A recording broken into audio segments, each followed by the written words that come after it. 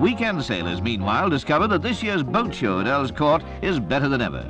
Attendance is up 200% on last year as Britain's £300 million industry shows off its latest designs and techniques to a nation of enthusiastic amateurs. The sails go up on a Camper Nicholson 345. One common denominator the boat show has with everyday life, prices are also going up. £31,000 for the 345. Everybody goes to the boat show, whether they're salty sailors or not. Mrs. Margaret Thatcher tries out her sea legs. With the enthusiasm of a campaigning politician, the Conservative Party leader takes a look at everything, inboard and out. She's hopeful, of course, of one day steering an even bigger ship. The Mirage comes from one of the oldest boat-building complexes, JCL of Norwich. There's no other word for it. Breathtaking. The boat, of course.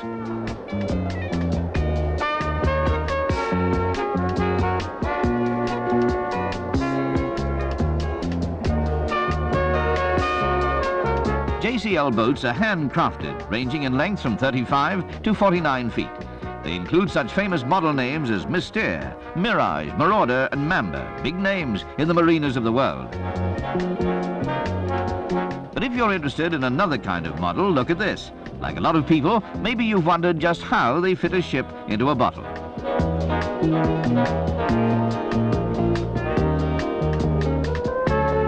The man behind this nautical know-how is Jack Needham. He's been making models and writing about them for years.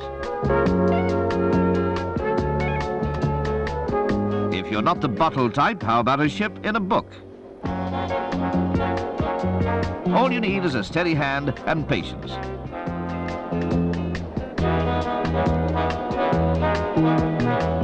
Here it's possible to learn everything about the oldest pastime of a sailor. Well, almost the oldest. Normally, Norman Gaches and Jack Whitehead carve figureheads for fun and profit. Here, they're restoring old models. It may seem foolish now to think that seamen once attached great significance to the ship's figurehead, but no sailor worth his salt would sail without one. And that wasn't so long ago.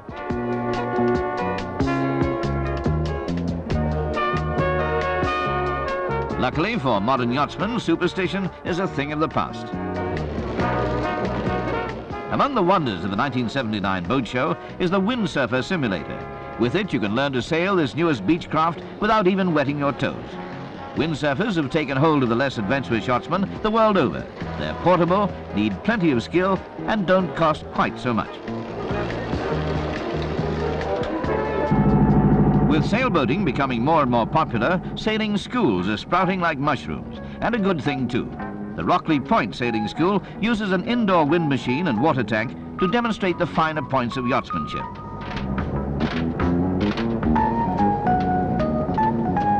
Sound tuition at a good school now will maybe save lives later when the going gets rough. Margaret Thatcher hasn't quite done with the boat show yet. At the Royal Navy stand, she gets herself rescued, jackstay-wise. It's an old idea, adapted successfully to the small boat scene. The opposition leader gives her approval by making the return trip. She promised that a Tory government would reduce taxes on boat building before they swung her 20 feet high across the pool. 31 knots of high-speed luxury are promised in the Italian Riva boats, distributed by Lewis Marine of Wanstead. The Riva Super America 48 is the most expensive item in this year's show. Super America features all the advantages that a tycoon dreams of. High-performance engines, luxury fittings, increased fuel capacity, and a new sensational silent system. It all costs £220,000. Nothing amateur about the 3-day catamaran competition off the German North Sea